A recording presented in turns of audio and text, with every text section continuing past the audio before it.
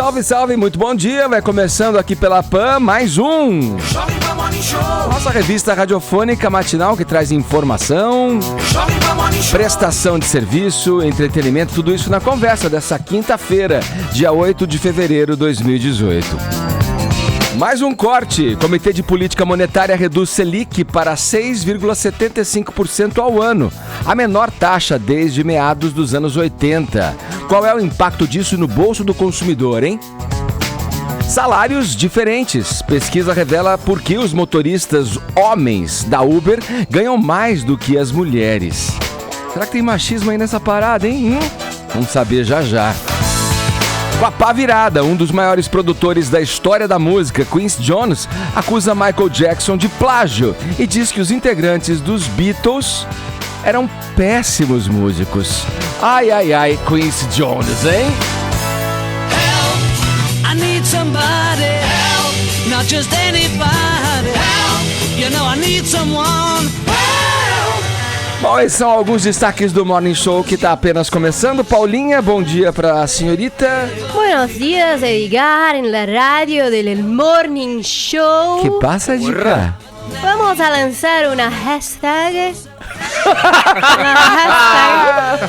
Hashtag de este programa de radio. ¿Cuál es? ¿Cuál es? ¿Cuál es la hashtag? Nuestro departamento de hashtags avançadas de programa Morning Show vai se basear em uma coisa que aconteceu nesse Brasil. Caiu Beatles rolando de fundo. Help, né? Foi muito maravilhoso isso. Você sabe que o portunhol é um talento que todos temos aqui no Brasil, né? Podemos usar a qualquer momento. Eu acho que mais achamos que temos do que temos. Quando é solicitado, falamos muito bem, né? Muito bem. Por supuesto. E a Laila Cris Duarte, de 18 anos, provou isso, entendeu? Ah, é? Quando, em pleno evento carnavalesco, se transformou no nosso primeiro meme 2018, maravilhoso, em Santa Cruz da Cabralha. Ela deu uma entrevista maravilhosa. Eu acho que vale a pena a gente ver esse vídeo para entender um pouco desse portunhol. Vamos lá, né? Bruno, A princípio, manda. ele imaginou que ela era do Uruguai, o repórter. Vamos ver. É o seguinte, hein? Não são só os baianos que estão por aqui, não. Nós também estamos recebendo o pessoal do Uruguai, da Argentina. São vários irmãos com nós acá, nessa fiesta muito gostosa. Estou com a Laila do Uruguai. Como está a festa para você? Está tudo bem? Está muito boa, muito boa. Eu recomendo meus amigos a voltar ano que vem. Eu quero voltar muito e muitos anos. Muito, muito. Muito, muito. E como está os cantantes, as bandas? Me gusta e também te gusta? Sim, eu me gusta muito. Eu quero também agradecer a segurança. O policiamento está muito bacana, muito mesmo. Gente, é muito maravilhoso. Prefeitura Municipal de Santa Cruz de Cabralha, também a gente da Argentina, Uruguaio. Uruguai, meu Deus. Isso aí, Cara, uruguaio. sabe? Vamos mandar um beijo pro Ribas Barramares, que é esse repórter, que ele fez de tudo pra exercitar o portunhol dele com essa menina do Uruguai, que nem do Uruguai era pra ser. Que é do Paraguai. Era pra ser do Paraguai, que é onde essa brasileira foi estudar.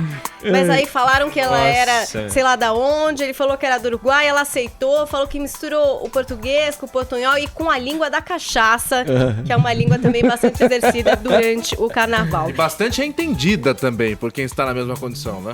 E é por E me isso... parece que os estudos dela lá no Paraguai não surtiram muito efeito, né? Olha, não dá pra saber. A essa altura do campeonato, ela é uma grande estrela na internet do Brasil. Y es por eso, Edgar, Por eso.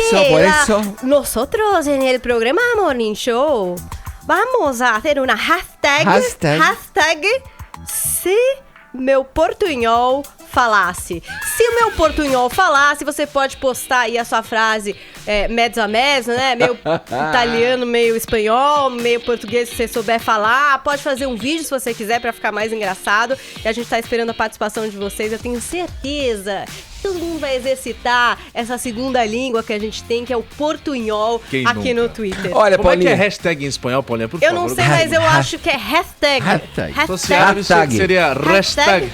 Hashtag. É o jeito que eu fiz, entendeu? E no portunhol vale tudo, é isso que é As pessoas maravilhoso. podem até falar pra gente Gostei como é dessa que é, né? A Se tiver hashtag alguém em espanhol, aqui que né? fala de fato, pode me ajudar também, então aqui pelo Twitter, hashtag se meu portunhol falasse. Olha, devido à intensidade da sua hashtag hoje, Paulinha, o WhatsApp é free hoje, tá? Podem falar o que vocês quiserem, 11 931 7009. Você hablas espanhol, algo? É isso, faz o que você quiser, tá livre, comenta aqui as notícias do programa, fique à vontade, faça uma pergunta para os integrantes dessa bancada, 11 931 7009, aguardamos mensagens em vídeo e em áudio, tá bom? Pode soltar o seu portunhol que a gente vai colocar junto nesse bolo com a hashtag que Paulinha traz, se meu portunhol falasse. No mais, acompanhem-nos pelo aplicativo da Jovem Pan, também pelo portal jovempanfm.com.br, também pelo nosso canal youtube.com/morningshowjp e as nossas mídias sociais, Instagram, tem o Facebook com conteúdo extra por lá, passe pela nossa página, deixe o seu joinha que a gente fica feliz. Todos convidados a passarem a próxima hora e meia colados aqui na Pan, porque o Morning tá só começando. Vamos abrir o programa hoje, meus camaradas, olha, com o nosso já famoso quadro Não Convide para a Mesma Festa. Hoje, as estrelas são do mundo do futebol. De um lado, o técnico Oswaldo de Oliveira, do Atlético Mineiro. E do outro lado do ringue, o repórter Léo Gomide, da Rádio Inconfidência de BH. Vini, vamos começar pelo começo então. Que imbróglio foi esse? Que história é essa? O que aconteceu entre essas duas figuras do esporte brasileiro? Aliás, se tiver uma festa dos dois, me chama pra do Léo Gomide, porque do Oswaldo de Oliveira eu quero passar bem longe. Né? Nossa senhora, hein? Não, o Oswaldo de Oliveira é o seguinte, o Oswaldo, ele é um técnico que realmente ele tem um dom. O Oswaldo, quanto mais tempo você dá para ele trabalhar num time, mais desarrumado ele consegue deixar esse time. É um técnico ultrapassado, desqualificado, e ontem se mostrou ainda destemperado e desequilibrado com um profissional Caramba, eu vou colocar. competente, que é Eu vou colocar pra você Léo mesmo, Gomide, Vini. né, que é o Léo Gomide, Meu, que é tá repórter tá aí de da bicho, hein? rádio Inconfidência, né, Edgar, como você falou. E o Léo Gomide, ele tem até uma atuação bem importante junto à torcida do Atlético Mineiro. Ele tem quase 300 mil seguidores no Twitter. É um profissional respeitado na área. E ontem, após mais uma atuação pífia do Atlético Mineiro, assim como são quase todas as atuações de todos os times do Oswaldo de Oliveira. Diante de quem, ou Vini, seja, do normal, Atlético? diante do poderoso, Oi? Ele não tornou o Corinthians campeão? Imagina, já vou chegar aí, Tonhali. Diante do poderoso Atlético Acreano. Pela Copa do Brasil, o Atlético Mineiro conseguiu se classificar com um empate. Porque agora a Copa do Brasil é o seguinte, né, Edgar? É apenas um jogo. E se empatar, o time Melhor ranqueado? visitante, melhor ranqueado, né? Geralmente, se classifica. Né? Então, o Atlético Mineiro acabou se classificando, mas teve uma atuação muito abaixo. O que é de se esperar de um time do Oswaldo de Oliveira. Você não pode esperar muito de um time comandado pelo Oswaldo. E aí, durante a coletiva, ele foi questionado pelo Léo Gomide, né, sobre a desorganização, o que é um dos trunfos do Oswaldo de Oliveira, é uma das características dele, né, um time desorganizado em campo. Né, o Léo Gomide fazendo aquela pergunta, o Atlético não sabe se ataca pelos lados, não sabe se vai pelo centro, é um time sem compactação, e aí ele já se irritou com essa pergunta. Vamos ver esse trecho primeiro. O que pareceu é que o Atlético não sabia se atacaria pelos lados, se tentaria contragolpear o Atlético Acreano, se buscaria um jogo... Posso completar, por favor? Não pode, porque você sempre faz essas perguntinhas mal intencionadas. É verdade. Não, você não está perguntando o jogo. Você está dando a sua opinião. Quem tem que dar opinião sou eu, não é você. Você faça a pergunta. Não, então você opinou. Você disse que não sabia onde que o time estava jogando. Não. Você está enganado. Não seja tendencioso. Se você fizer uma pergunta, eu te respondo. Você está querendo colocar palavras na minha boca e eu não vou aceitar. Então faça a pergunta. Então faça a pergunta. Aí ele refaz a pergunta, o Oswaldo responde dizendo que o Atlético teve várias chances de gol, coloca a culpa do resultado, né? Apesar dele ter comemorado a classificação, no clima, no fuso horário. Enfim. Aliás, ele é desse tipo de técnico ultrapassado, ainda que usa de outros fatores extra-campo para justificar a má atuação dentro, né? E nessa coletiva vergonhosa, aliás, conseguiu ser mais vergonhosa do que a atuação dele à beira do campo. Depois ele começa a responder uma outra pergunta de um outro repórter e ele ouve um resmungo deste repórter, o Léo Gomide, um palavrão. E aí o que ele faz? Ele vai pra cima do repórter e tenta agredir o Léo Gomide. No segundo trecho que a gente pode soltar agora. Vamos ver. Ele disse pra gente que ficou sabendo hoje à tarde. A mudança foi realmente técnica. Caralho, é você, ô babaca. Caralho, é você. Isso? Que porra é essa? Tá pensando que tá falando com quem? Tá pensando que tá falando com quem? Que trouxa. Que negócio de caralho é esse? Só você ouviu isso. Só você ouviu isso. Ô babaca. Tá pensando que tu é o quê? Tu tá pensando que tu é o quê? Tu vai me dizer o que você quer? Não vou dizer nada. Você é imbecil.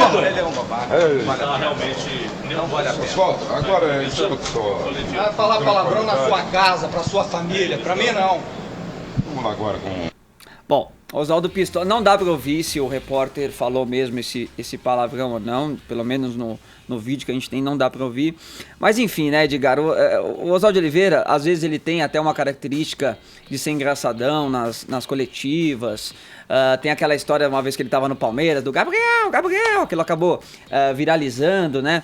Ele até assume essa postura de ser um paizão, de ser um apaziguador, mas quando a coisa aperta, quando ele é questionado, quando ele é confrontado, o que faz parte do jornalismo, ele costuma fazer isso, ele apela, né? E não só com jornalista, como com torcedores também.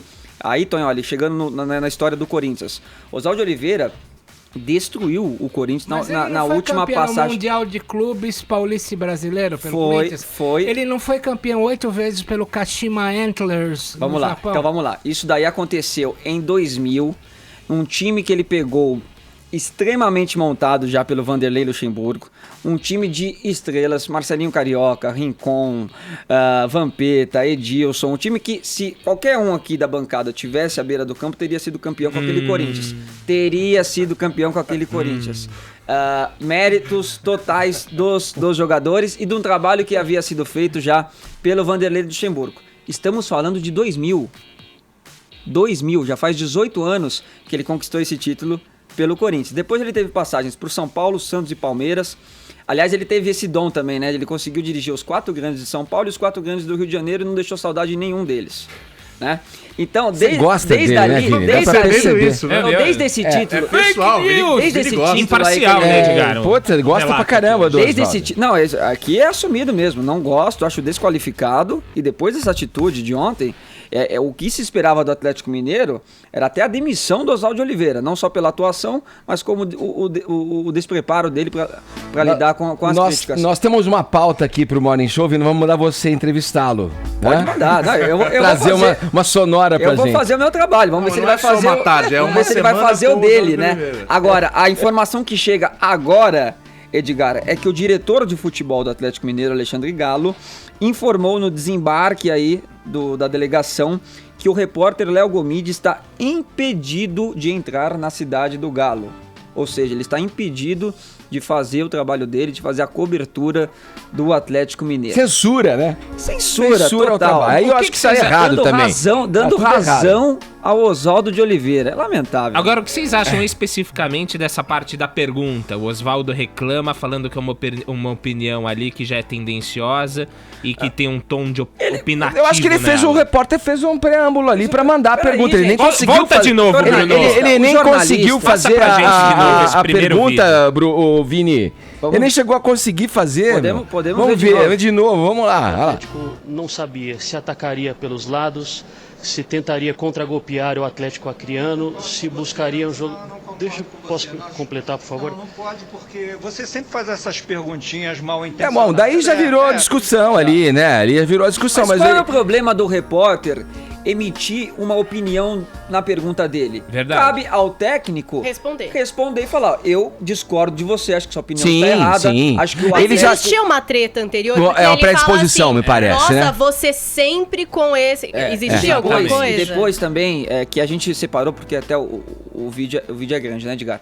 Depois ele fala, você vira e mexe, você vem com esse tipo de pergunta e eu sempre fico quieto, mas hoje não, porque hoje tá difícil, não sei o quê. Então ele acabou se exaltando, talvez por uma sucessão de perguntas do mesmo tipo do Léo Gomide. Mas, repito, é o trabalho dele. Se ele quer fazer uma pergunta um pouco provocativa, com uma análise que ele esteja fazendo ali da situação, da partida, é um direito dele. Sim. O Oswaldo tem que responder com o jogo. O corintiano roxo, nascido no Parque São Jorge, Oswaldo de Oliveira me trouxe Brasileirão, Paulista e Mundial de Clubes. Não Depois trouxe, o meu então, olha aí. técnico, Oswaldo de Oliveira, que me trouxe 3 títulos, foi para o Japão e ganhou 8 títulos para o Kashima Antlers. No Japão. Portanto, eu tenho respeito pelo técnico que trouxe para o meu quatro grandes times de São Paulo, do Rio e 2 de Minas. Ele assumiu todos, não deixou saudade nenhum. Daqui a pouco vai rodar no Atlético Mineiro. Aí a sua opinião não vai deixar saudade nenhuma no Galo. Eu coloco a trilha pra vocês dois, se vocês quiserem. Outra coisa,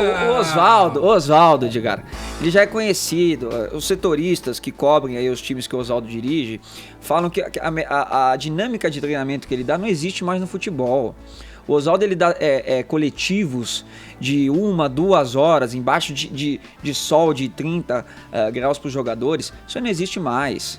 Entendeu? Não existe mais coletivo. O treinamento hoje é um treinamento intenso de 35, 40 minutos no mundo todo, explorando ali algumas técnicas, algumas habilidades, jogadas ensaiadas. Então, assim, o Oswaldo é o que é? É um cara que veio da educação física e que dá educação física até hoje para os jogadores. Veio da educação física, distribui colete. Tudo bem, vai. Aliás, quero até me corrigir aqui, porque eu estaria sendo até desrespeitoso com os profissionais de educação física, eu não quero ser, porque o Oswaldo é muito pior que isso. Eu posso falar uma coisa que eu acho que essa cabeça aqui tinha que ser, não convide pra mesma festa o Vini e o Oswaldo. Mas não quer. Gente, não convida. Tá bem claro pra gente. Você gosta dele muito, né? E eu quero até a discordância entre até os próprios corintianos aqui, ó. Toma esse suco de maracujá aqui, vamos pra próxima. Você me trouxe 3 títulos. Para, Tonholi, vai. Vamos pra Brasília agora, falar de economia ou melhor, vamos continuar falando do futebol. Não quer ser convidado pra mesma festa aqui hoje? Vamos mudar de time, Caio. Eu tava me esquecendo de você aqui. É o seguinte, me conta uma história, tem um assunto quente ainda no mundo do futebol, além desse que o Vini trouxe pra gente aí, do técnico Oswaldo de Oliveira, do Galo Mineiro, do Atlético Mineiro. A torcida do São Paulo tá super feliz da vida, né? Com o pessoal do esporte interativo, né? Rapaz. Só que não, né? Mas eu vou passar essa notícia de uma forma amena. Futebol eu gosto de jogar, não sou dessa praia da briga não quero brigar não. É o seguinte, ô Edgar... Alguma coisa tá fora da ordem aqui no programa. Não tô entendendo. O pessoal tá ficando o pessoal do São Paulo ficou bravo porque ontem à noite o São Paulo enfrentou o Bragantino no estádio do Morumbi, que deixa o trânsito ali no entorno de uma zona, é bom dizer. E quando começou a partida, o pessoal do canal de TV, de internet, de tudo, enfim, do esporte interativo, soltou um tweet pra avisar, olha, o jogo vai começar. Pra quem tá acompanhando a gente aí pela internet com imagens, tá aí na tela o tweet caso você não tenha tempo de ter visto. Por que tempo? Porque foi apagado minutos depois. É o seguinte, eles escreveram, rola a bola no Morumbi, @São Paulo Futebol Clube e Bragantino duelam pela 6ª rodada do Paulistão. Quem leva a melhor? Aí hashtag São versus Bra e um meme embaixo. Até aí a frase tá legal. Só que o meme o que é? É um veado comendo pipoca, escrito assim, um viadinho. Keep going. Um Bambizinho. Exatamente. Por quê?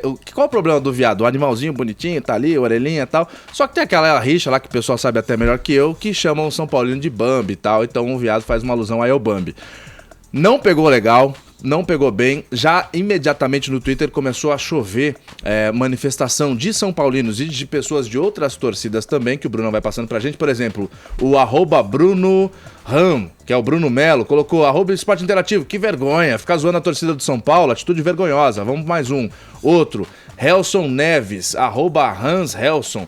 Esporte Interativo podia se retratar, né? Foi uma atitude infeliz, mas a gente falou também, não dá pra saber de quem é, de que torcida, mas fica bem claro que o pessoal de outras torcidas também apoiou. Novamente o Pax, @Pax_11, novamente esse tipo de brincadeira tem que partir do torcedor. Erro da comunicação do Esporte Interativo e daí por diante. Um monte de gente se manifestou, não pegou legal. O pessoal do São Paulo também se manifestou, porque os torcedores e as pessoas que se incomodaram com esse post também começaram a vaiar. Falaram, pô, o pessoal da diretoria do São Paulo tem que tomar uma atitude, que história é essa e tal. Entre torcedores a zoeira é bem-vinda, entre jornalistas não é tal. O pessoal do São Paulo soltou uma nota oficial colocando assim: o São Paulo Futebol Clube lamenta que uma emissora com o alcance e a ambição do Esporte Interativo, que sempre recebeu tratamento profissional e cordial de todos os profissionais do clube, permita-se uma ofensa como essa à nossa instituição e nossos torcedores. Eles usam uma palavra forte, né? Ofensa.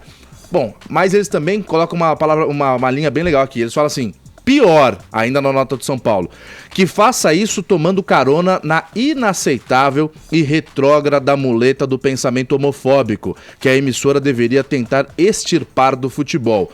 Enfim, aí continua falando que eles acharam uma pena o Esporte Interativo se manifestar dessa forma e tal. Momentos depois, o Esporte Interativo também se manifestou e falou o seguinte, abre aspas: o Esporte Interativo admite que foi infeliz ao usar essa imagem para marcar o início dessa partida.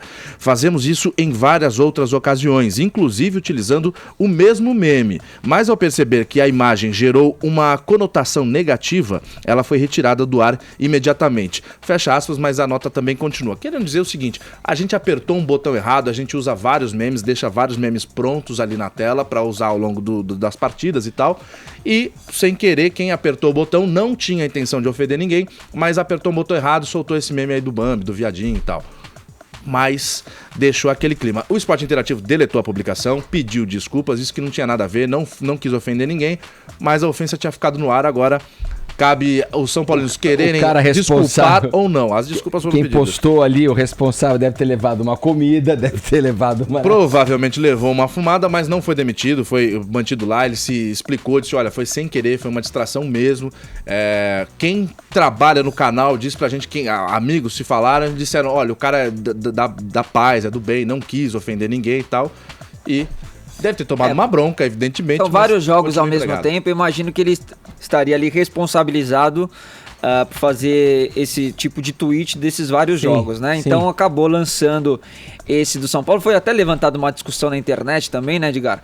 Por que o São Paulino se ofende tanto com o Bambi, né? Porque o palmeirense assumiu o porco, o corintiano... Mas esse é um assunto para Paula Napolitano. Pois é, o corintiano não gosta do gambá, mas também não liga tanto. Mas não é grito de torcida, não é grito de torcida. O Bambi acaba tomando... Não é grito de torcida do Corinthians, mas também não fica tão ofendido igual o São Paulino fica com o Bambi, né? Que foi algo que até foi criado pelo Vampeta lá no passado e acabou tomando uma proporção muito maior. Se eu fosse São Paulino, aí trazendo a visão de um torcedor, eu ficaria bem incomodado com isso também. Então entendo o torcedor do São Paulo. Mas também acredito que um profissional de esporte interativo, uma empresa grande, né? Um cara que ali sabia que se ele jogasse algo do tipo, ele poderia tá correndo o risco ali de perder o emprego. Eu acho que foi um descuidado e a nota do esporte interativo foi perfeita, pediu desculpas, esclareceu a situação, então segue o jogo. Pô, São Paulino, vocês têm que aprender com nós, corintiano. A gente é chamado de maloqueiro, de bandido. Gambá, que nem falou o Vini. Gambá é o mínimo, agora já é maloqueiro. Aliás, eu recebi um meme de um amigo que sabe que eu sou corintiano roxo e eu não me ofendi.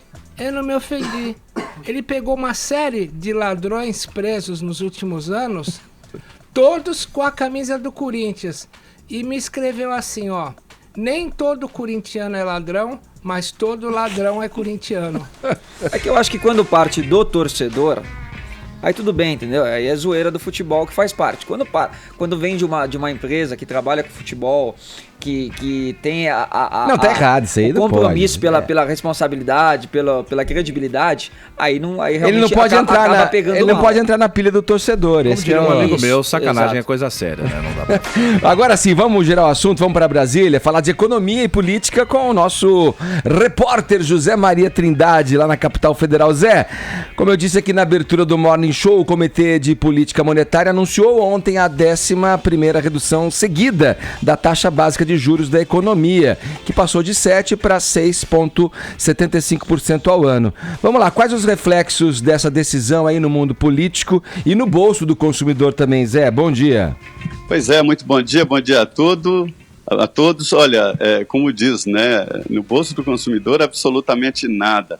Esta redução é realmente histórica, né, a maior em mais de 40 anos, mas a coisa na economia não acontece tão rapidamente assim. Os juros continuam altos demais para o consumidor. A culpa é do spread bancário, que é o lucro dos bancos, né? A diferença entre o que ele paga para ficar com o dinheiro e o que recebe do consumidor. A explicação para essa diferença, né?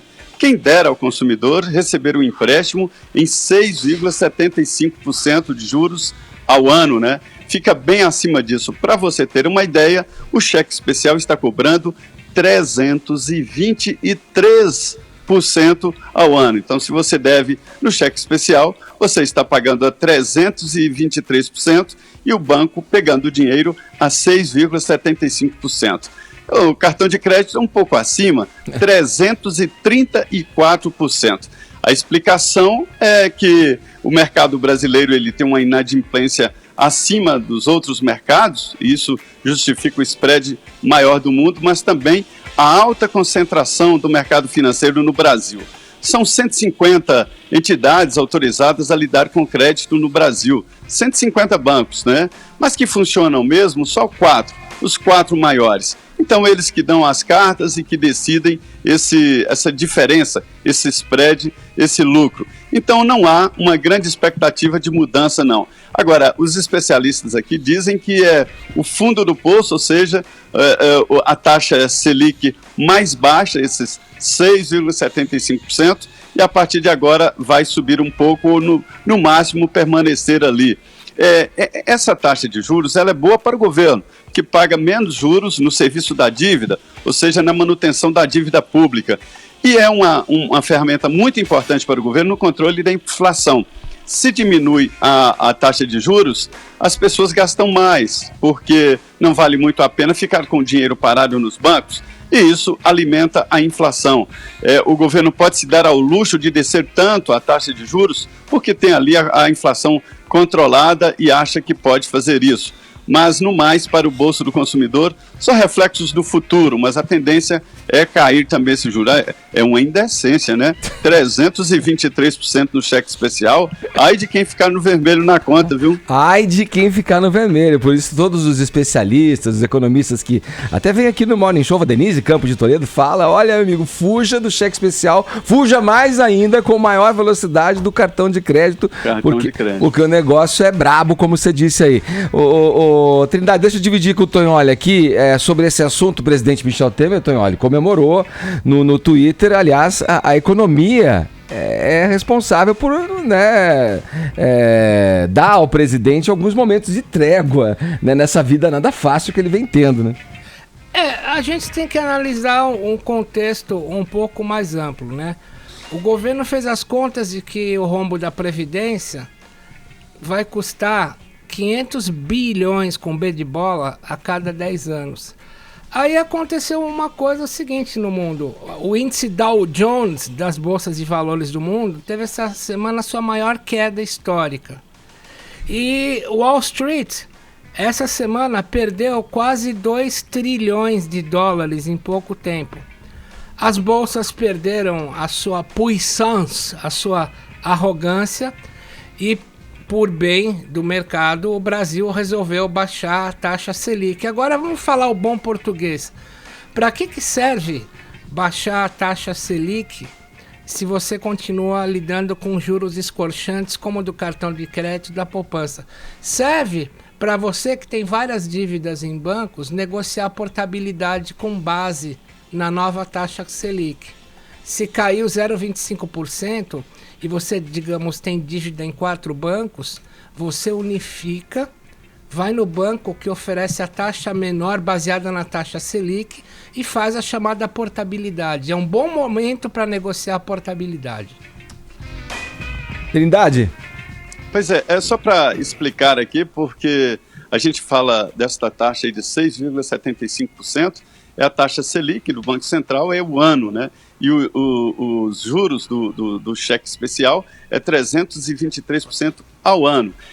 Os bancos continuam lucrando muito. E o governo aí, a equipe econômica, tenta uma maneira de reduzir esse spread, tornando o crédito mais viável no Brasil, através de um cadastro melhor, e a internet poderia ajudar muito nisso, mas que é alto demais, E o Tonholi tem razão, não adianta muito, não vai chegar no bolso do consumidor essa redução, pode a longo prazo, pode negociar, mas não tem muito o que negociar, Tonholi, porque, imagine, os 4 maiores bancos do Brasil detêm 73 a 75% do mercado nacional, né? Que é o Banco do Brasil, Caixa Econômica Federal, Bradesco e Itaú. Esses 4 bancos é que detêm o grosso do mercado, 73% e 74%. Então, eles é que comandam. Então, é por isso também que não chega. Um remédio bom para isso seria abrir um mercado para os bancos estrangeiros. Isso poderia equilibrar um pouco.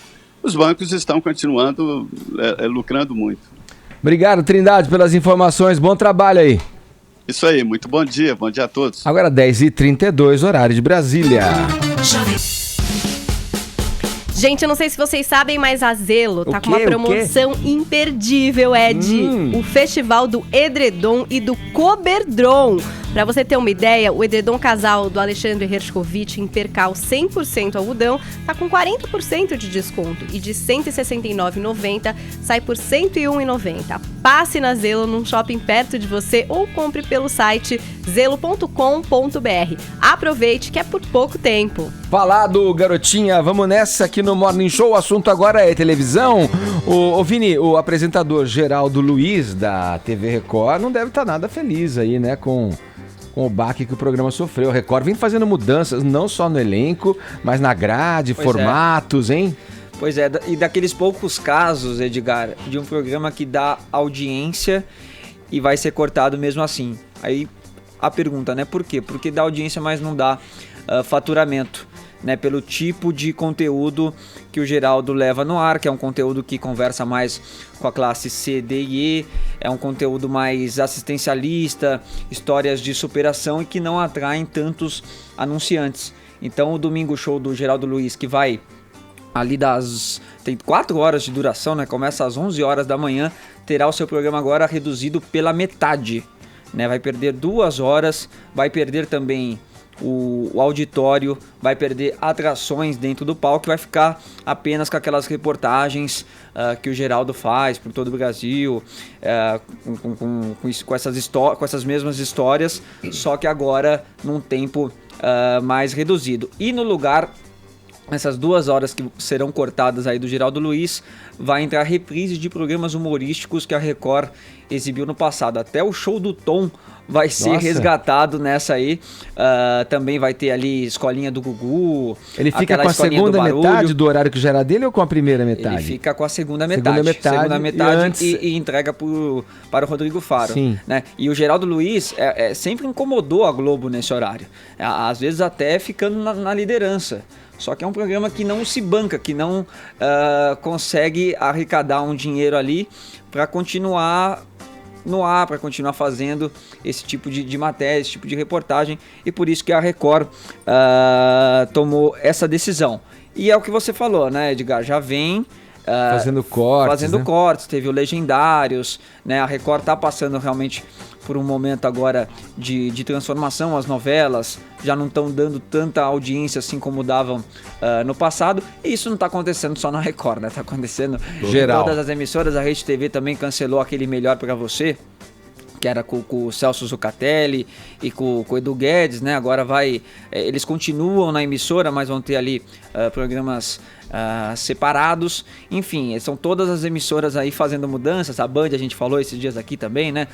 Do Theo José, que foi mandado embora. Vai reduzir também o programa do Neto, lá, Os Donos da Bola.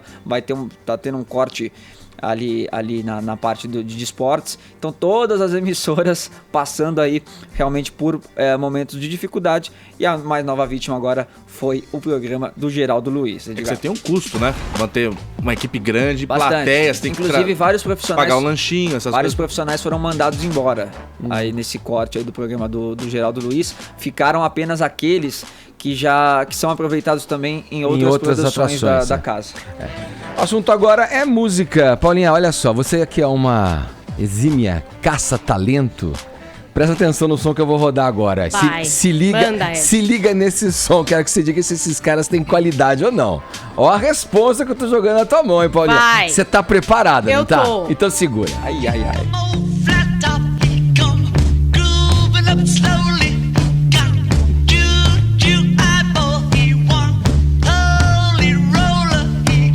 O que você acha do baixão? Baixão tá legal? Parece que tá rolando, né?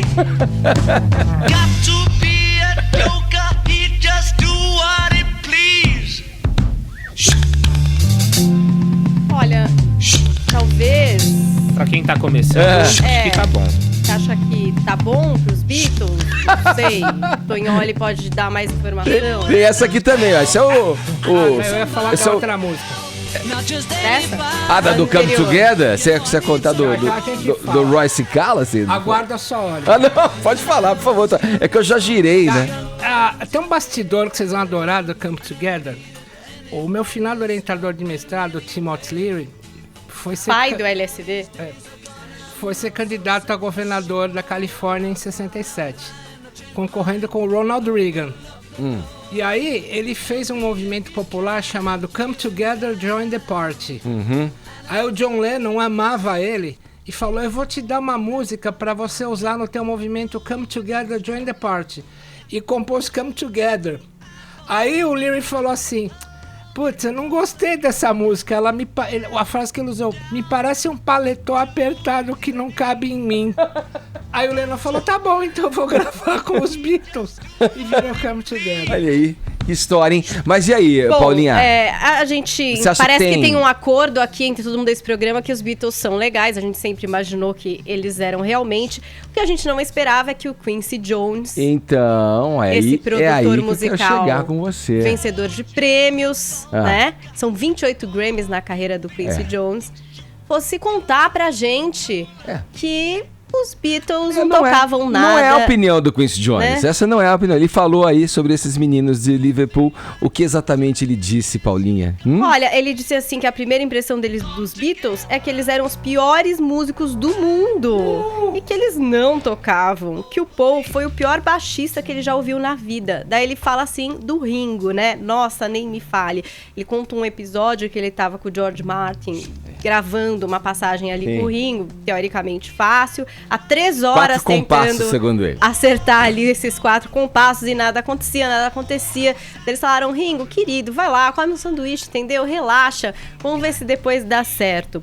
E aí eles pegaram e chamaram um outro cara, um músico de jazz, que foi lá em 15 minutos e matou. E resolveu a parada. Que era preciso, né? E depois, ouvindo a música, o Ringo, pô, até que ficou bom, né? Ficou legal até... Aí o Quincy Jones, claro que ficou bom, né? Não era você, querido, na música. Então, é isso, já mandou essa pedrada nos Beatles.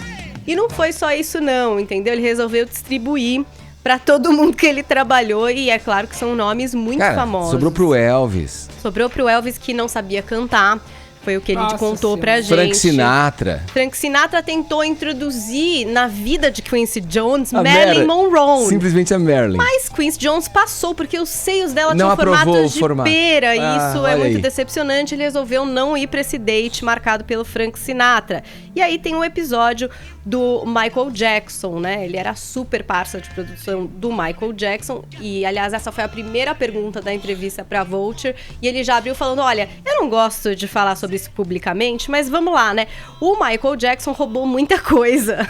Já começou assim. E aí ele cita Billie Jean, que de acordo com ele é um plágio de State of Independence da Donna Summer. Eu peguei aqui os trechos para vocês conseguirem acompanhar se é ou não é plágio. Então, primeiro a música da Donna Summer, State of Independence. Vamos ouvir um trechinho, só para vocês pegarem qual que é.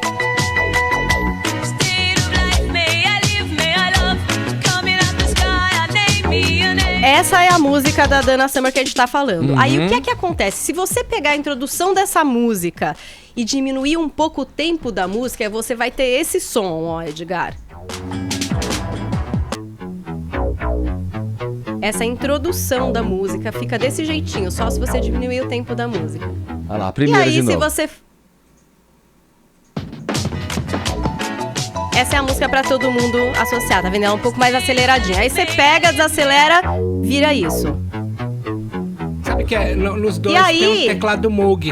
E aí depois, você pode ouvir agora na cola Billie Jean pra você tirar suas conclusões. Então é disso que o Quincy Jones tá falando. Que logicamente ele acha ou tem essa certeza de que o Michael Jackson chupinhou a Donna Summer. Ah, sei lá. Acho que o velho tá meio naquele modo velho. Tá no modo velho, né? Vou falar algumas verdades agora aqui que eu quero falar pra vocês. E ele também disse que o Michael Jackson era super ganancioso, que em outras músicas ele tinha colaborações, e aí ele não colocava nos créditos, entendeu? Então, que no show do Brown rolou uma batalha entre o Prince e o Michael Jackson, exatamente, né? Que depois o Prince tentou atropelar o Michael Jackson com sua mãe e sua irmã. Ele, Latoya e a mãe. Paulinha, eu só concordo com ele num ponto. Uma entrevista que o George Martin deu nos anos 90, o produtor dos Beatles. Ele fala que eles não tocavam tão bem, no New York Times. Perguntaram o que eram os Beatles. Ele falou assim: John era o coração, Paul era a alma, George era o espírito e Ringo era o baterista. O baterista. Isso tá na biografia, tem uma biografia do Lennon que fala sobre isso aí. E ainda nessa entrevista, o Quincy Jones também revelou uma coisa que ninguém sabia, que quando ele tinha 72 anos, ele teve um affair, digamos assim. Ele namorou Ivanka Trump, a filha de Donald Trump. Ela com 24, Quincy Jones com 72, disse que ela tinha as pernas mais bonitas que ele já viu na vida, mas que o pai era errado, né? Então não deu muito certo, não continuou com esse relacionamento. Fato a culpa era só do pai. Edgar, é que a gente vai ter um documentário do Quincy Jones lançado na Netflix. Tá entendido. Não sei se esses episódios vão ser mais esclarecidos, se a gente vai ter mais detalhes de tudo isso que ele contou. E também vai ter um especial pra CBS, que muito provavelmente em algum momento a gente vai ter acesso aqui no Brasil. Pode ser que seja, mas fato é que quando a pessoa chega numa certa idade, ela tá afim de falar umas coisinhas, né, Ed? E o triste é que muita gente não tá viva. É verdade. Pra dar um repique, isso é verdade. Não sei, tem uma questão estranha aí que causa um desconforto geral. Quincy Jones, indiscutivelmente, um dos maiores produtores da história, responsável por discos incríveis, não só do Michael, mas dele próprio e de outros grandes artistas.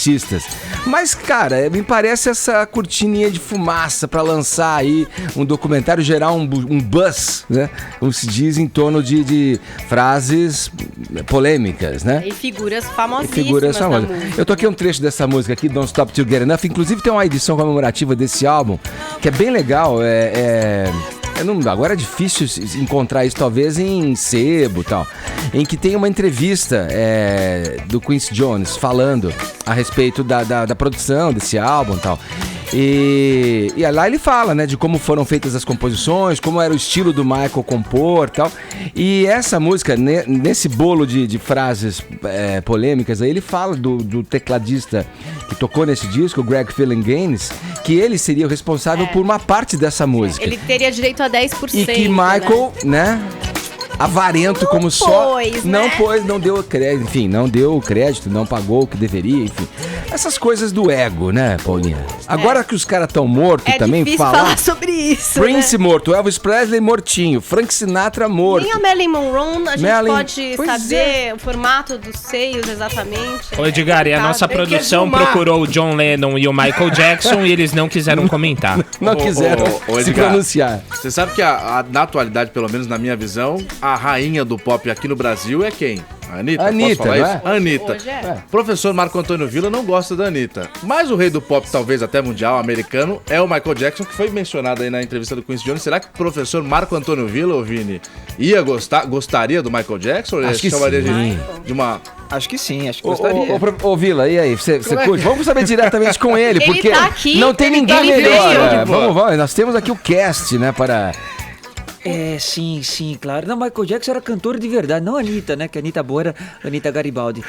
Mas a classe, sim, a classe Arrastaquera deve estar gostando. A Anitta que já deve ter plagiado muito, né? Deve ser amiga do Neymar, que convida Luciano Huck para aniversário.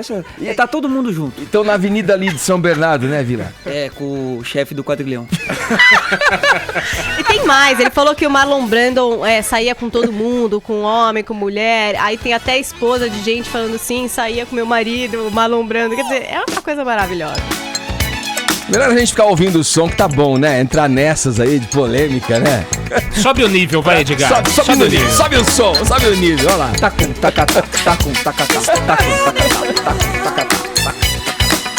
Bom, tá aí, ó, a gente... Falamos aí dos Beatles, do Michael Jackson. Agora a gente vai subir o nível, como falou o Arcon. Vamos subir de patamar. Vini, vamos falar dos funk Surubinha de Leve. Ai. Ô novinha, é isso? É ô novinha ou ó novinha? Ô novinha. Você tem o disco em casa, não mete essa não. Olha, essas duas pérolas, essas duas obras-primas, né, do cancioneiro popular, estão na mira aí da Sociedade Brasileira de Pediatria. Conta essa história pra gente, Vinícius Moura, bem do começo, vai. É isso, a Sociedade Brasileira de Pediatria tá cobrando aí do Ministério Público, vamos mudar até a trilha, né, Edgar? Tá cobrando aí do Ministério Público da Infância e Juventude do Estado do Rio de Janeiro medidas aí contra a veiculação de canções e também de outros produtos culturais com conteúdo inadequado. E aí eles sublinham, né, nessa nota oficial que a Sociedade Brasileira de Pediatria soltou, eles sublinham exatamente essas duas canções, Só Surubinha de Leve, do MC Diguinho, e O Novinha, do MC Dom Juan. Então a entidade está extremamente preocupada aí com a exposição de crianças e adolescentes a produtos culturais, não só canções, mas também como clipes, games, filmes, seriados, todo o conteúdo que pode, na opinião de especialistas aí da associação, fragilizar ainda mais um processo de formação e desenvolvimento desse segmento da população brasileira. Então, como eu disse, elas falam de todos esses tipos de conteúdo, de todos esses tipos de música, mas acabam dando como exemplo essas duas canções, Só Surubinha de Leve e O Novinha, né? E todas as demais músicas cujo conteúdo, segundo a associação, promovem aí o estupro, a violência e outros crimes, bem como incitam também o desrespeito às mulheres, podendo ser elementos prejudiciais na formação de crianças e adolescentes. Então eu separei, Edgar, realmente são duas músicas que têm algumas partes pesadas, principalmente principalmente Só Surubinha de Leve. Eu separei versões que estão na internet, que são versões lights, que modificam o contexto da letra original. Vamos ouvir primeiro... Qual que você quer, meu querido? Só Surubinha. Só Surubinha de Leve. Você quer Só Surubinha? Do MC Diguinho. Foi essa que deu aquele problema lá? Que foi. Na rua. Vamos ouvir. Foi. De leve, surubinha de leve, com essas mina maluca. Taca a bebida, depois tá que fica, mas não abandona na rua. Só surubinha de leve, com essas mina maluca. Taca a bebida, depois tá que fica, aí. Essa música aí foi excluída, né, do YouTube, foi excluída também do Spotify, né? Foram várias as críticas aí, mas teve um grande número de visualizações, né, na época, né, Paulinha, atingindo até E aí usaram essa estratégia recorde. aí, Vini, de fazer uma outra letra pra não trazer a parte porque que na eles verdade diziam que era referência ao estupro, a letra, né, diz, taca a bebida, depois taca, né, e abandona na rua. Então, originando aí realmente, fazendo uma apologia ao estupro. E agora a O Novinha, do MC Dom Juan. Vamos ouvir o que ele diz. Ô novinha, eu quero te ver contente. Não abandona o bonde da gente. Que no Elipa, confesso, tu tem moral. Vinha aqui na favela pra sentar no grau.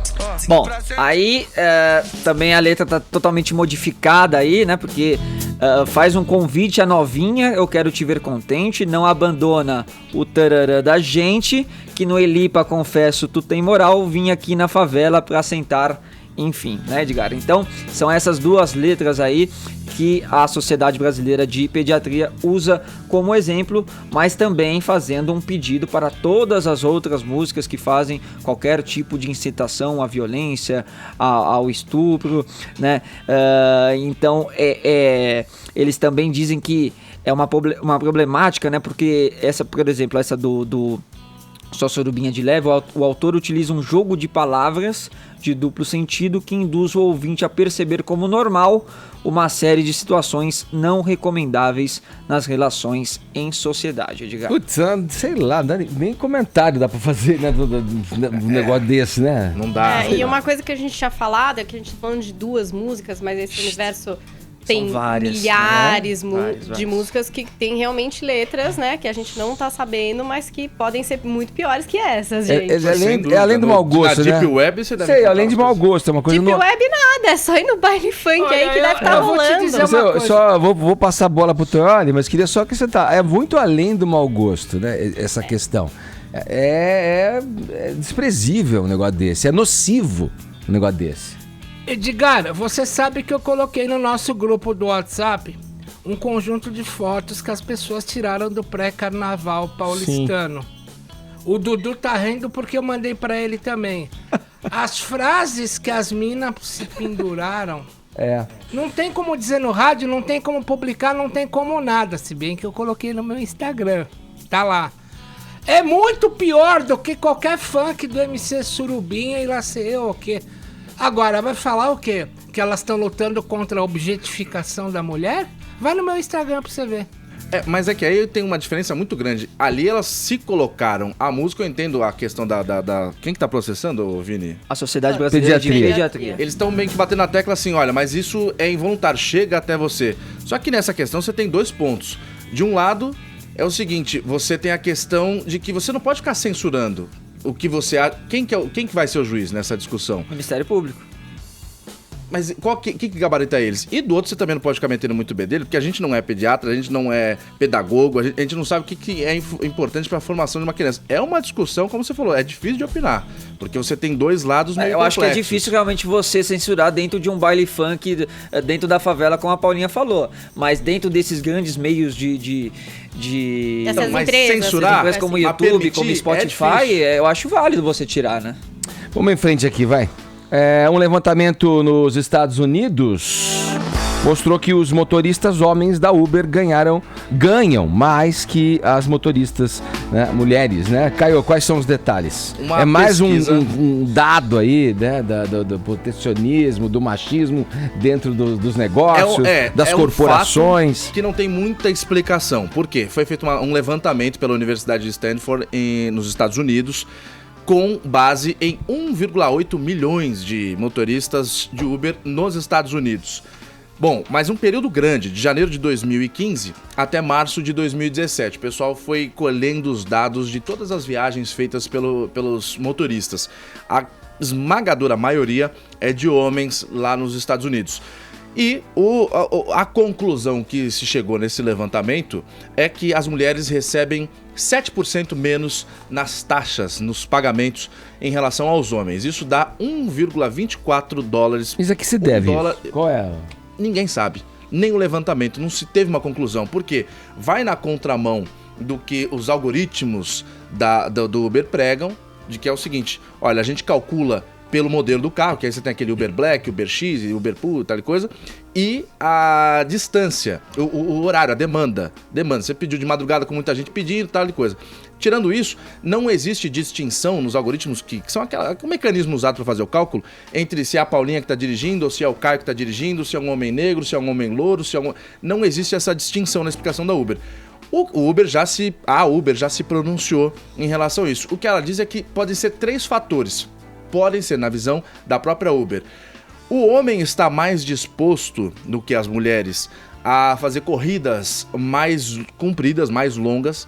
Outro fator que pode explicar isso também: os homens estariam mais dispostos do que as mulheres de dirigir mais rápido, e os homens estariam mais dispostos também a fazer viagens que são para locais que geram mais custo. Tem uma outra explicação, que talvez as mulheres, por terem mais compromisso com família... Mas é tudo dentro da suposição, do campo da suposição, né? Não dá, tudo suposição, não dá pra saber. Não, mas aqui, se você conversar com alguma mulher que presta esse tipo de serviço, ela provavelmente vai evitar o horário da noite, né? Não, vai fazer isso de manhã. Porque isso na prática acontece. A questão da sabe falar, é isso. Eu acho que também depende do indivíduo, né? Às vezes a pessoa tá Eu até me lembro de um caso pessoal. Eu fui fazer um chamado de uma motorista e fui fazer a escolha. Escolhi por uma motorista feminina porque eu tava chamando o carro para as minhas filhas. E elas iam num horário, né, que eu achei por bem. Vou chamar uma mulher, enfim. Acho confiável. Pra sentir melhor, pá. E aí, na sequência, a própria motorista me retornou a ligação para saber o porquê do motivo que eu tinha solicitado motorista mulher. Aí eu expliquei. E aí ela falou, não, não me leve a mal, mas entenda que, né, esses dias... Então, tá todo mundo se precavendo, tá todo mundo tomando cuidados. Tanto eu, que fui o consumidor que chamou e dei preferência para uma motorista mulher, para levar as minhas filhas, quanto a mulher, que vendo uma solicitação masculina, quis saber o porquê, né, do motivo da escolha. Certificar que era alguma chamada válida e tal. Edgar Piccoli, Morning Show é uma bomba atômica. E aí? De 5 minutos pra cá, subiu em 550 seguidores meu Instagram, porque eu falei que tem as fotos censuradas do carnaval. Deus abençoe a você que me seguiu. Paula Carvalho, eu não tô acreditando. Olha, aliás, estamos todos nas redes, hein? Vamos seguir todo mundo, P. Carvalho JP, Edgar Underline. Deixa eu dar uma ajuda pro Tonholi rapidamente. Tonholi também tá no Tinder, tá? Aí, ó. Agora 11 horas 2 minutos, horário de Brasília.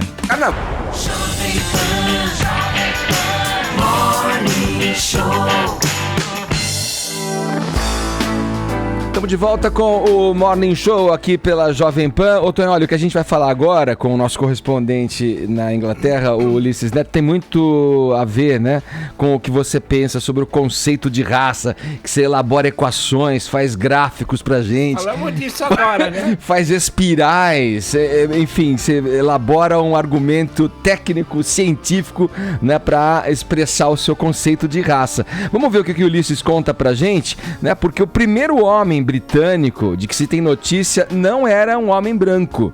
Ulisses, como era o homem de cheddar? Boa tarde pra você aí em Londres. Oi, Edgar, bom dia pra vocês aí no Brasil. Olha, você sabe que uma coisa que me incomoda muito desde que eu mudei aqui pra Inglaterra é que sempre que eu vou conhecer um inglês, a primeira coisa que eles perguntam é: de onde você vem? Tipo, sim, tá na minha cara, né, que eu não sou britânico. Então, a partir de agora, depois dessa descoberta, eu vou falar: eu venho do período mesolítico, de onde estão os seus ancestrais, ali na região de Cheddar, porque o fenótipo desse homem de Cheddar, acho que é bem parecido com o meu, viu? Olha aí. Ele tinha pele escura, cabelo encaracolado, cabelo cacheado e os olhos azuis. E esse é o ponto que eu acho que você quis chegar na história de falar das teorias do Tonholi, porque...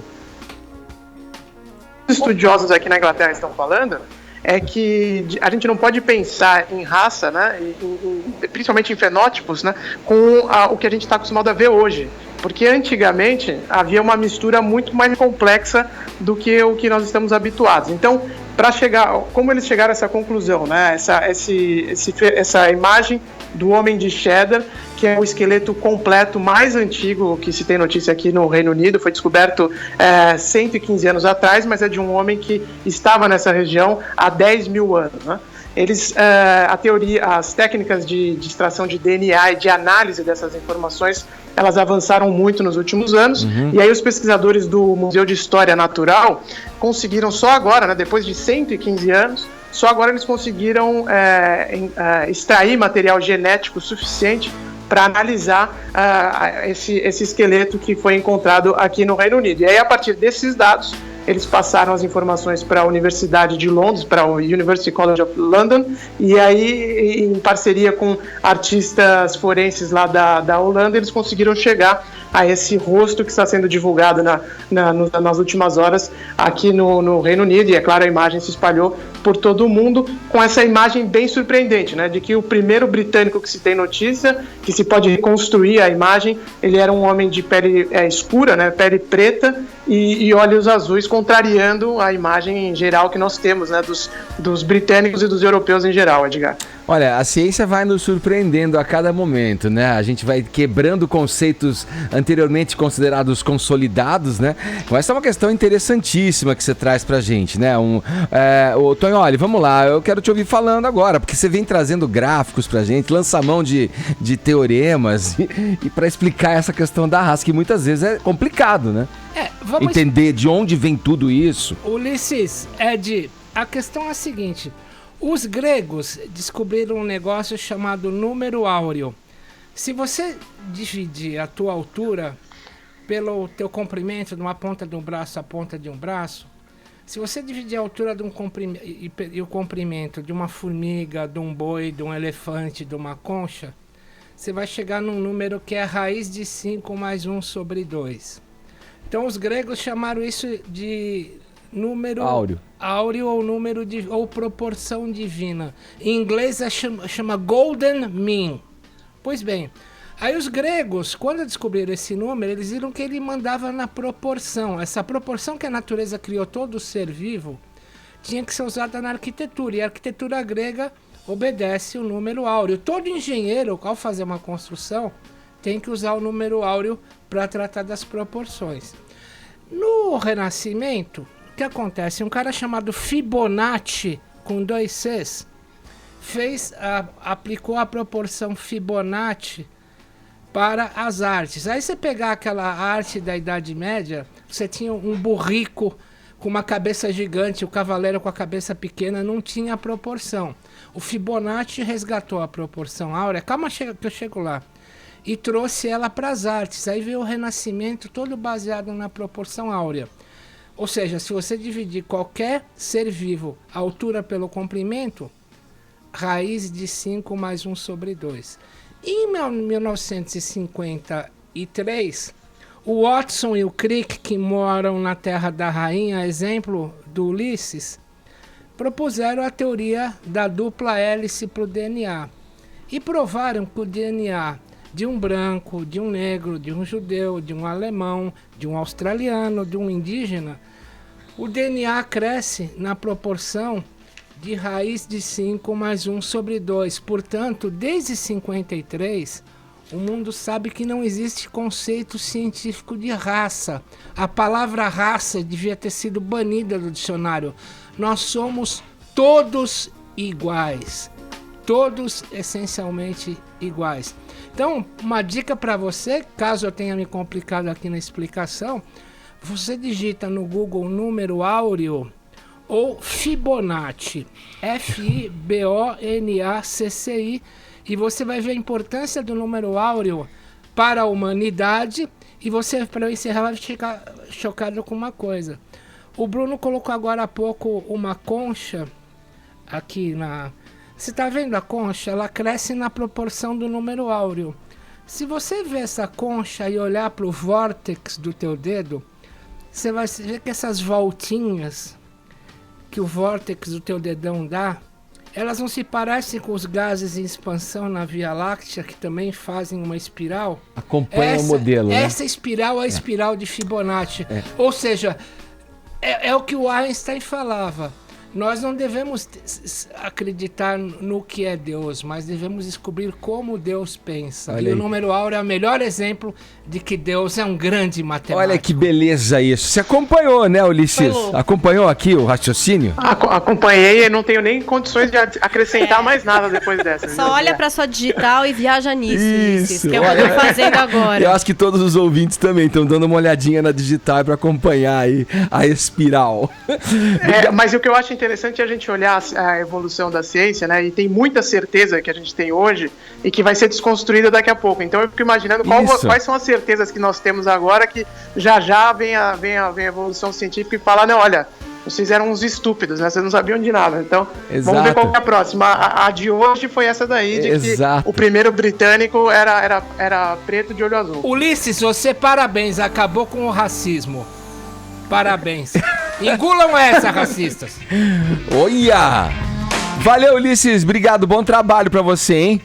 Valeu, Edgar. Um abração pra todo mundo. Até a próxima. Vamos lá, Paulinha. Fala Como é aqui. que tá a nossa hashtag Se Meu Portunhol Falasse? Olha, tá tão engraçado. Hein? Eu até separei aqui uns tweets. O Bruno vai colocar pra quem tá acompanhando aí pelo YouTube. O Rod, diretor, se meu portunhol falasse: Olá, pessoal, morning show. Você querem um choquito? Então coloquem seus deditos em la tomadita. Tá todo mundo tentando falar o portunhol, entendeu? A Michele Carvalho, se meu portunhol falasse, seria tipo as pérolas da Dilma. Porque atrás de uma criança sempre existe a figura oculta de um canino. Entendeu? Tá todo mundo. O Ítalo Paz, la radio Jovem Pan é muito hilariante. Chorei de rir. Tem gente mandando vir tomar maracurrina. tá tão maravilhoso, entendeu? Eu peço para que continuem a usar a hashtag Se Meu Portunhol Falasse pra gente ir pros assuntos mais comentados do Brasil e valer prêmio hoje, porque tá demais. Boa. E aqui no WhatsApp também, vamos ver se o pessoal gastou no portunhol aí, porque o assunto é livre hoje, aqui no nosso WhatsApp, você mandando mensagens pro Morning Show. Vamos ouvir. Bom dia, Edgar. Bom dia, Paulinha. Quien habla acá es Luis, de Córdoba. Estoy acá en Brasil, pasaron por un periodo de vacaciones y me gustó muchísimo saber que estamos hablando de cositas de portuñol. Yo también platico el portuñol con mis compatriotas. Un abrazo y que tengan un buen día. Saludos. Buen día. Hey, ustedes de Morning Show. Cá estou eu, Leonardo, en Juan Persona, tomando uma água de cueco. Juan Persona. De cueco. Alô, galera, aqui é Roberto de Olinda, Pernambuco. Eita. Falando em bom portunhol, a hashtag pode substituir pela expressão Ruego da Velha. É isso aí, Ruego da Velha. Um abraço. Buenos dias, meus amigos. Eu sou Alan de La Peña, São Paulo, Zona Leste. Eu quero dizer que estou muito contente, muito, em ouvir a rádio, muito enamorado pela rádio Jovem Pan. Tá ótimo. E estou na hashtag do dia. Um abraço para vocês. Bratito. É maravilhoso. Muito bom, né? O esforço. Eu acho também. Acho que é super válido. Que vale. Chegamos naquele momento alto do programa, Paulinha, que você traz pra gente as estreias na telona. Vamos lá, o que temos de bom para assistir no cinema? Quais são os destaques aí? Tem algum filme que vai concorrer ao Oscar? Temos um que concorre ao Oscar de melhor filme estrangeiro. É o Sem Amor, um cineasta russo que eu não vou me arriscar a tentar falar, porque o russo, o portum russo é muito mais difícil que o portunhol. Tenta, vai. Andrei Zaginstevs. Olha aí. É isso, tá? Esse filme rendeu pra ele o prêmio do júri do último Festival de Cannes. Ele é o mesmo diretor de Leviathan, um outro filme que foi muito comentado, de 2014. E a história é basicamente de um casal que tá se odiando, aquele casal que se separa, porque um já não suporta mais o outro, já estão vivendo suas relações paralelas e tal. Só que tem um detalhe, eles têm um filho pequeno que tá no meio desse relacionamento de ódio. E aí, no meio disso, da negligência até dos pais em relação a essa criança, o menino desaparece. E aí que vai começar uma investigação para descobrir onde é que ele foi parar. E essa investigação vai trazer à tona um pouco do lado mais obscuro de cada um deles, né? É um filme muito interessante, tá em cartaz aí nos cinemas, uma boa oportunidade para vocês. Nesse viés também mais alternativo e de filmes premiados, a gente tem O Sacrifício do Servo Sagrado, filme novo da Nicole Kidman com o Colin Farrell, que são dois atores de Hollywood, né, bastante famosos, mais de um diretor grego que é o Yorgos Lanthimos, que é o mesmo de Dente Canino de 2009 e O Lagosta. São filmes do circuito mais alternativo, mas bastante interessantes, Edgar, e incômodos, né? Então, qual que é a história? O Colin Farrell, ele é um médico famoso, um cirurgião, e aí ele é casado com a Nicole Kidman e tem 2 filhos. Ele mantém uma amizade, um misto de dó e culpa com um menino. Esse menino é filho de um paciente dele que morreu na mesa de cirurgia. E aí, nesse relacionamento que ele tem com o menino, em algum momento o menino vai ficar insatisfeito e ele vai jogar uma praga nesse médico. E a praga vai pegar, Edgar. Eu não quero dar spoiler, é uma história bastante inquietante, assim, e até improvável, mas interessante.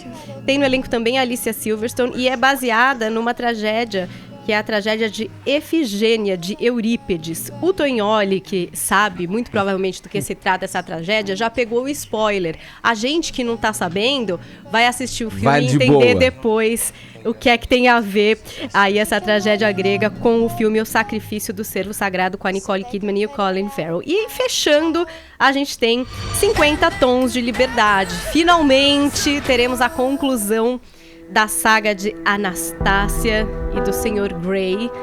A gente sabe pelo último filme que eles se casaram, Edgar.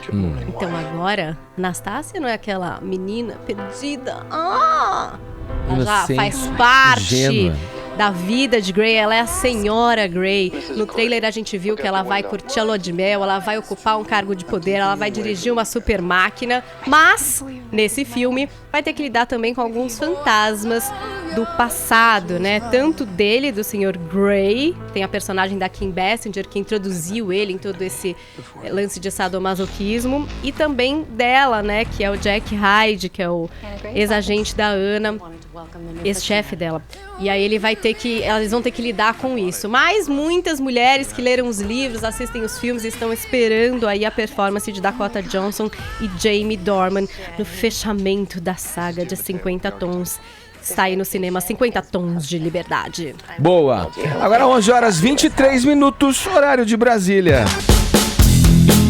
Reta final do Morning dessa quinta-feira, a gente retorna à política. Nessa quarta-feira, o juiz Sérgio Moro afirmou que os recibos de pagamento de aluguéis do apartamento vizinho ao do ex-presidente Lula, em São Bernardo do Campo, não são materialmente falsos.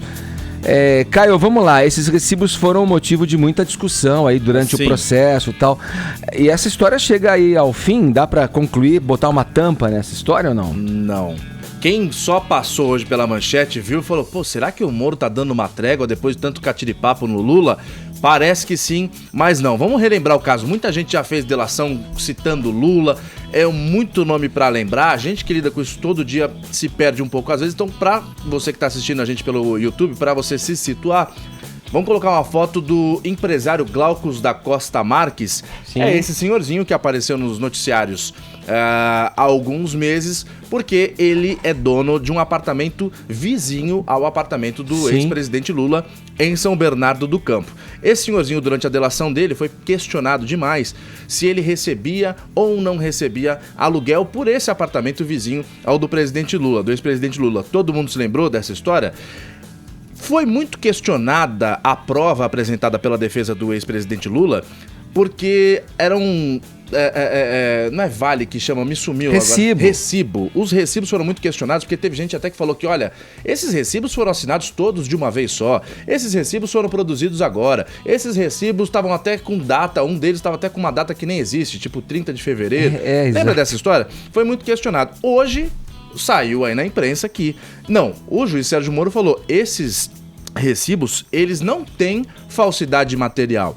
O que ele quis dizer com isso, juiz Sérgio Moro? Quis dizer que esses recibos não são falsos, eles realmente existem, tem papel, ele existe, e eles foram assinados pelo Glaucus da Costa Marques, que é um empresário que tem no nome dele esse apartamento vizinho do ex-presidente Lula. Os procuradores do Ministério Público que fazem a acusação do Lula dizem que esse empresário, na verdade, é um laranja da Odebrecht. Esse apartamento seria usado pela Odebrecht para pagar como propina acordos, transações feitas pela Petrobras, umas contratações, uns contratos feitos pela Petrobras com a Odebrecht. A gente está mostrando aqui, Caio, enquanto você fala para o nosso ouvinte que nos assiste pelo canal do Morning Show, a data 31 de novembro novembro, né? Uma data era 31 de novembro. Uma data inexistente. Mas é bem isso que você falou, tipo 30 de fevereiro também tá. Você quer colocar alguma coisa antes, doutor? Não, Caio, para completar a tua exposição, olha que engraçado. Nota que o advogado Lula me mandou ontem à noite,